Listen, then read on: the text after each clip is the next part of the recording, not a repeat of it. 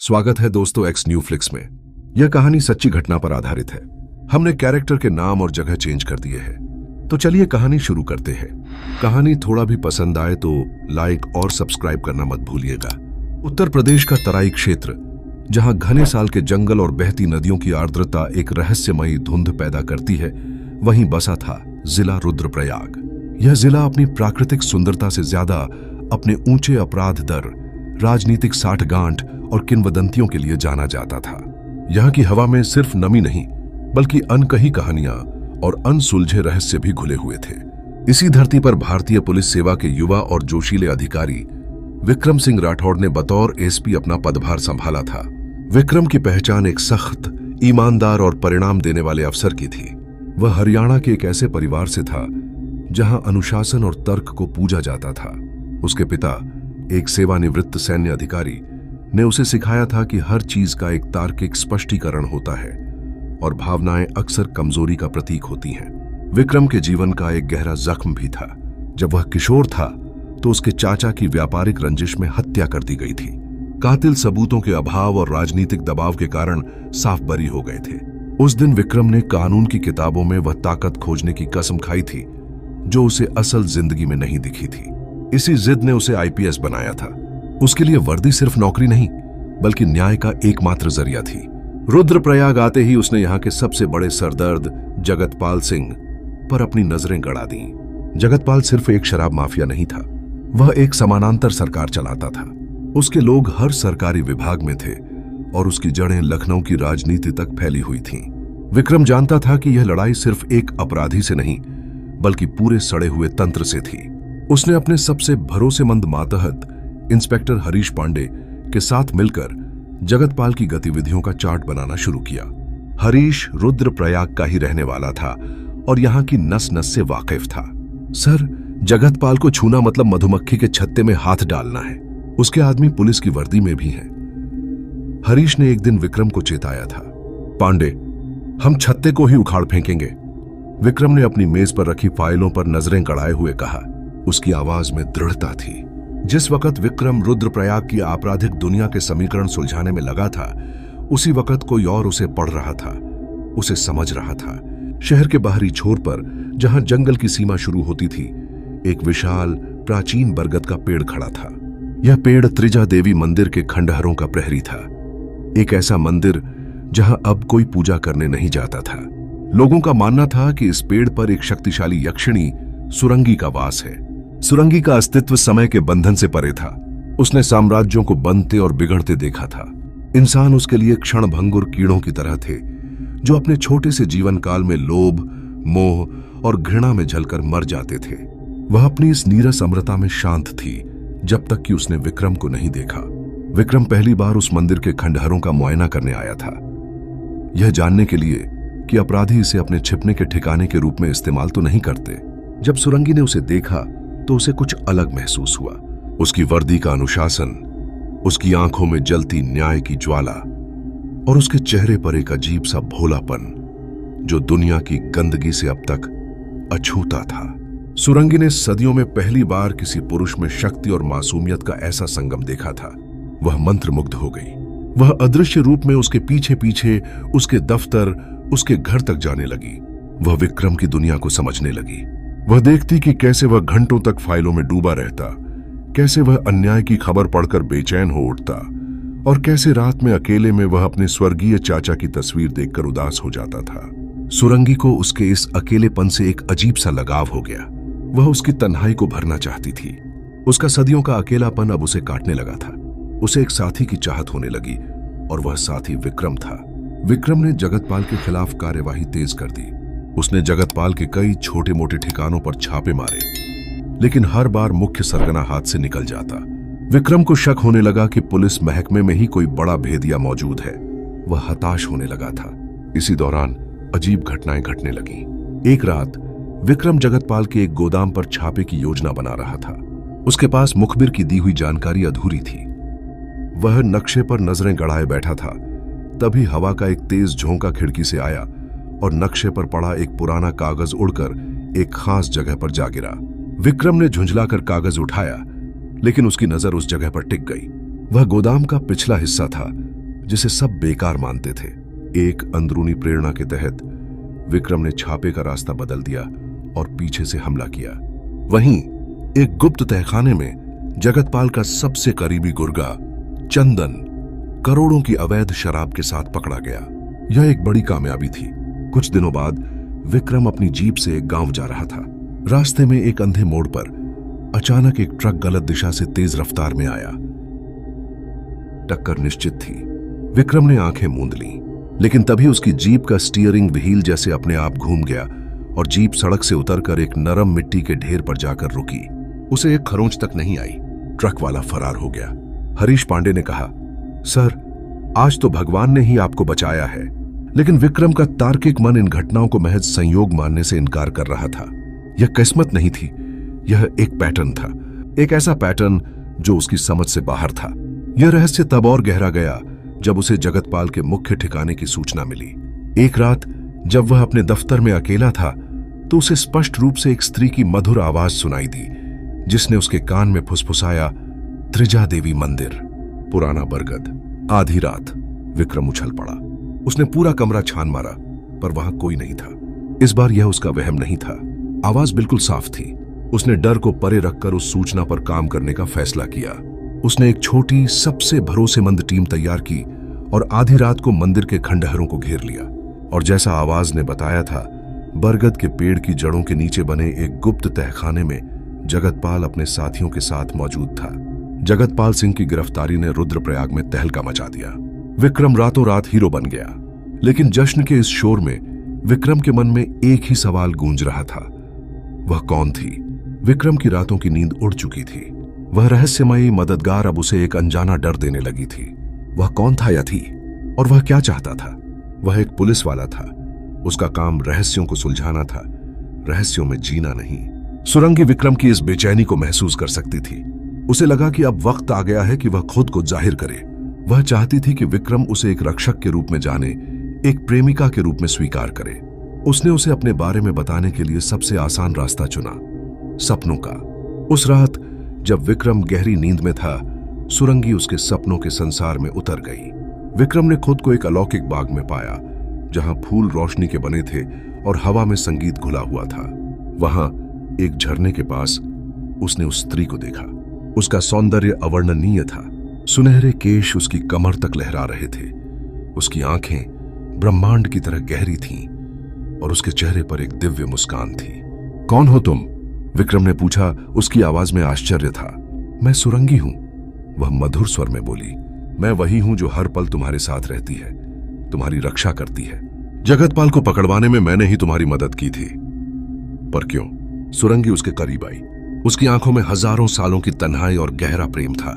क्योंकि मैं तुमसे प्रेम करती हूं विक्रम। मैं तुम्हें अपना बनाना चाहती हूं, हमेशा के लिए।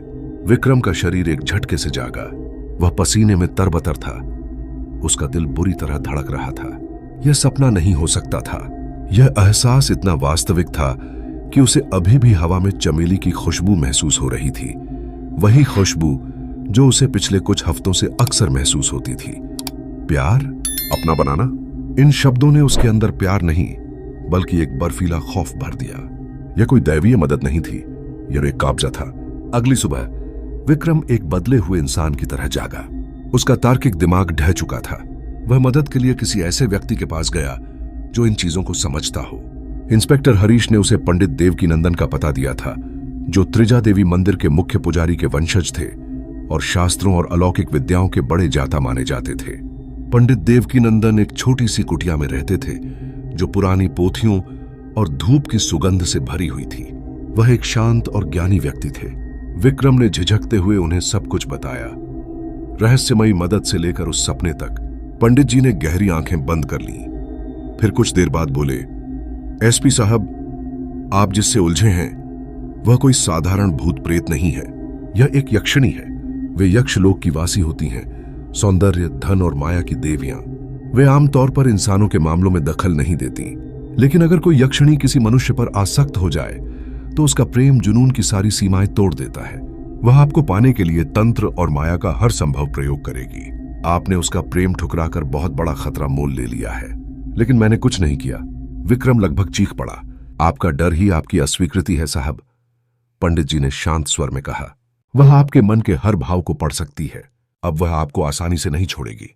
पंडित जी ने विक्रम को एक चांदी का रक्षा कवच दिया जिसमें कुछ विशेष मंत्र अंकित थे और उसे हमेशा पहने रहने की सलाह दी। यह आपको शारीरिक रूप से बचाएगा, लेकिन उसकी मानसिक माया से लड़ने के लिए आपको आत्मबल की जरूरत होगी। विक्रम ने कांपते हाथों से वह कवच पहन लिया। उसे लगा जैसे उसने आग का गोला पहन लिया हो। उसी पल बरगद के पेड़ पर बैठी सुरंगी को एक जोर का झटका लगा। उसे महसूस हुआ कि विक्रम और उसके बीच एक ऐड-यार-शाही दीवार खड़ी हो गई है। उसे समझ आ गया कि विक्रम ने उसकी सच्चाई जानने के बाद उसे दूर करने का पहला कदम उठा लिया है। सुरंगी का हृदय क्रोध और पीड़ा से भर गया। उसका प्रेम, जो इतना पवित्र और गहरा था, उसे विक्रम ने एक खौफ का नाम दे दिया। उसका सदियों का धैर्य अब जवाब दे गया। उसका प्यार एक भयानक विकृत जुनून में बदल गया। उसने कसम खाई कि अगर विक्रम प्यार से उसका नहीं हो सकता तो वह डर से उसका होकर रहेगा। वह उसे दिखाएगी कि एक यक्षिणी की उपेक्षा करने का क्या परिणाम होता है। विक्रम की प्रताड़ना का सबसे काला अध्याय शुरू हो चुका था। अब मदद की जगह विनाश ने ले ली थी। विक्रम की जिंदगी नर्क बन गई। पेशेवर विनाश। विक्रम एक नए केस पर काम कर रहा था, लड़कियों की तस्करी करने वाले एक गिरोह का। उसे एक अहम गवाह मिला था जो सरगना के खिलाफ गवाही देने को तैयार था।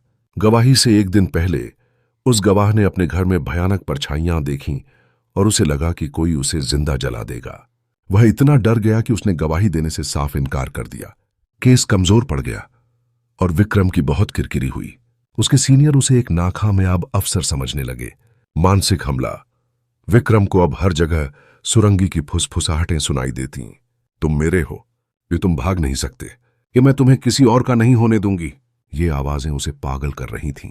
जब वह अपनी टीम के साथ होता तो उसे अचानक लगता कि कमरे में कोई खून से लथपथ औरत खड़ी है जिसे उसके सिवा कोई नहीं देख सकता था। लोग उसे अजीब नजरों से देखने लगे। सामाजिक अलगाव। विक्रम की बैचमेट डॉ आदिति शर्मा की पोस्टिंग रुद्रप्रयाग के सरकारी अस्पताल में हुई। वह एक सुलझी हुई और खुशमिजाज लड़की थी। विक्रम को उसके साथ बात करके कुछ सुकून मिलता था। एक शाम वे एक कैफे में बैठे थे। तभी अदिति का कॉफी का कप अपने आप हवा में उठा और उसके ऊपर पलट गया। अदिति बुरी तरह जल गई। उसने चिल्लाकर कहा कि कप अपने आप उड़ा, लेकिन सबने इसे एक हादसा माना। उस दिन के बाद अदिति ने विक्रम से दूरी बना ली। सुरंगी ने विक्रम को पूरी तरह अकेला कर दिया था। विक्रम एक जिंदा लाश बन गया था। वह सो नहीं पाता था, वह खा नहीं पाता था, रक्षा कवच उसे छूने नहीं देता था, लेकिन सुरंगी की माया उसकी आत्मा को हर पल छलनी कर रही थी। वह अपनी ही जिंदगी में एक कैदी था। एक रात हताशा के चरम पर विक्रम ने अपनी सर्विस रिवॉल्वर निकाली और अपनी कनपट्टी पर रख ली। यह रोज रोज के नर्क से बेहतर था। जैसे ही उसकी उंगली ट्रिगर पर कसी, कमरे का तापमान अचानक गिर गया। उसे अपने सामने सुरंगी का अक्स दिखाई दिया। उसकी आंखों में आंसू थे। वह चीखी, नहीं, तुम ऐसा नहीं कर सकते। तुम सिर्फ मेरे हो, तुम्हारी मौत पर भी मेरा हक है। विक्रम को उस पल एक झटका लगा। उसे एहसास हुआ कि सुरंगी उसे मारना नहीं बल्कि अपने पास रखना चाहती थी, चाहे वह जिंदा हो या मुर्दा। आत्महत्या इसका हल नहीं थी। उसे लड़ना होगा। वह अगली सुबह फिर पंडित देवकीनंदन के पास पहुंचा। उसकी हालत देखकर पंडित जी का दिल दहल गया। विक्रम ने उन्हें सब बताया। पंडित जी ने घंटों तक पुरानी पोथियों को खंगाला। अंत में एक बहुत ही पुरानी दीमक लगी पांडुलिपि में उन्हें एक रास्ता मिला। इसे हराने का कोई तरीका नहीं है विक्रम, उन्होंने कहा। इसे सिर्फ मुक्त किया जा सकता है। यह यक्षिणी श्रापित है। कथा के अनुसार सैकड़ों साल पहले त्रिजा देवी की एक भक्त से उसका हृदय लग गया था। जब उस भक्त ने उसे अस्वीकार कर दिया तो उसने क्रोध में पूरे गांव को नष्ट करने की कोशिश की। तब त्रिजा देवी ने उसे श्राप देकर इसी बरगद के पेड़ से बांध दिया था। वह तभी मुक्त हो सकती है जब कोई ऐसा व्यक्ति जिस पर वह आसक्त हो, स्वेच्छा से, बिना किसी भय के, अमावस्या की रात बंधन मुक्ति यज्ञ करे। लेकिन यह यज्ञ बहुत खतरनाक है, पंडित जी ने चेतावनी दी। यज्ञ के दौरान वह अपनी पूरी मायावी शक्ति का प्रयोग करके तुम्हें रोकने की कोशिश करेगी। वह तुम्हारे सबसे बड़े डरों को तुम्हारे सामने लाकर खड़ा कर देगी। अगर तुम्हारा संकल्प जरा भी डगमगाया तो तुम्हारी आत्मा हमेशा के लिए उसकी गहुलाम बन जाएगी। विक्रम की आंखों में एक नई चमक थी। अब उसके पास एक मकसद था। वह सिर्फ अपनी आजादी के लिए नहीं बल्कि सुरंगी की सदियों की पीड़ा को समाप्त करने के लिए यह यज्ञ करेगा। अमावस्या की रात। आसमान ऐसा काला था जैसे किसी ने स्याही पोत दी हो। जंगल में भयावह सन्नाटा था। विक्रम अकेले उस विशाल बरगद के पेड़ के नीचे खड़ा था। उसने पंडित जी के बताए अनुसार यज्ञ की वेदी तैयार की। जैसे ही उसने घी और समिधा के साथ पहला मंत्र पढ़ा, प्रकृति जैसे पागल हो गई। तेज हवाएं चलने लगीं। पेड़ की शाखाएं राक्षसी भुजाओं की तरह झूलने लगीं। आसमान में बिजली कड़कने लगी और फिर सुरंगी प्रकट हुई। उसका रूप भयानक था। आंखें अंगारों की तरह दहक रही थीं और उसके सुंदर चेहरे पर पीड़ा और क्रोध का मिश्रण था। तुम सोचते हो तुम मुझे यहां से भगा दोगे विक्रम? मैं तुम्हें इस यज्ञ को पूरा नहीं करने दूंगी। वह चीखी। उसने अपनी माया का खेल शुरू किया। विक्रम ने देखा कि वह अपने पुराने घर में है और उसके चाचा के कातिल उसके माता पिता पर हंस रहे हैं। उसने महसूस किया कि उसका शरीर जल रहा है। फिर दृश्य बदला। उसने देखा कि अदिति एक एक्सीडेंट में मर चुकी है और उसकी लाश विक्रम पर उसे धोखा देने का आरोप लगा रही है। ये सिर्फ चित्र नहीं थे, ये भावनाएं थीं। विक्रम को वही दर्द, वही लाचारी महसूस हो रही थी। उसका ध्यान भटकने लगा। तभी उसे पंडित जी के शब्द याद आए, तुम्हारा संकल्प ही तुम्हारा सबसे बड़ा शस्त्र है। विक्रम ने अपनी आंखें बंद की और अपने अंदर की सारी शक्ति को एकत्रित किया। उसने फिर से मंत्रों का जाप शुरू किया, इस बार और भी ऊंची और दृढ़ आवाज में। उसने आंखें खोली और सीधे सुरंगी की आंखों में देखा। उसकी नजरों में भय नहीं, करुणा थी। सुरंगी, वह जोर से बोला, मैं यहां तुमसे लड़ने या तुम्हें भगाने नहीं आया हूं। मैं तुम्हें आजाद करने आया हूं। यह बंधन, यह श्राप, यह तुम्हारा भाग्य नहीं है। प्रेम कैद नहीं करता सुरंगी, प्रेम मुक्त करता है। तुमने सदियों तक बहुत पीड़ा सही है। अब अपने लोक लौट जाओ, मुक्त हो जाओ। विक्रम के शब्द किसी तीर की तरह सुरंगी के क्रोध के कवच को भेद गए। आज तक किसी ने उससे इस तरह बात नहीं की थी। किसी ने उसके क्रोध के पीछे छिपे दर्द को नहीं देखा था। विक्रम की आंखों में उसे अपनी छवि एक दानव की तरह नहीं, बल्कि एक पीड़ित आत्मा की तरह दिखी। उसने यज्ञ की अंतिम और सबसे महत्वपूर्ण आहुति अग्नि में डाली। एक कान फाड़ देने वाली आवाज के साथ बरगद के पेड़ से एक तेज सफेद रोशनी निकली और सुरंगी के शरीर में समा गई। उसका भयानक रूप बदलने लगा। क्रोध की जगह शांति ने ले ली। पीड़ा की जगह एक गहरी कृतज्ञता ने। उसकी आंखों से आंसुओं की 2 बूंदें टपकीं। उसका शरीर पारदर्शी होने लगा। उसने एक धीमी, लगभग अनसुनी आवाज में कहा, धन्यवाद। और अगले ही पल वह प्रकाश के एक कण के रूप में विलीन हो गई और आसमान में एक टूटते तारे की तरह खो गई। सब कुछ शांत हो गया। हवा रुक गई। जंगल फिर से सामान्य हो गया। विक्रम वहीं यज्ञ की वेदी के सामने गिर पड़ा। शारीरिक और मानसिक रूप से पूरी तरह थक चुका था, लेकिन उसकी आत्मा आजाद थी। कुछ महीने बाद विक्रम सिंह राठौड़ का तबादला दिल्ली पुलिस की स्पेशल सेल में हो गया। उसने रुद्रप्रयाग छोड़ दिया, लेकिन रुद्रप्रयाग ने उसे कभी नहीं छोड़ा। वह एक ज्यादा बेहतर पुलिस अफसर बना, क्योंकि अब वह सिर्फ कानून की किताब नहीं, बल्कि इंसान के मन की गहराइयों को भी पढ़ना सीख गया था। वह अब भी तर्क पर विश्वास करता था, लेकिन अब वह जानता था कि तर्क के परे भी एक दुनिया है।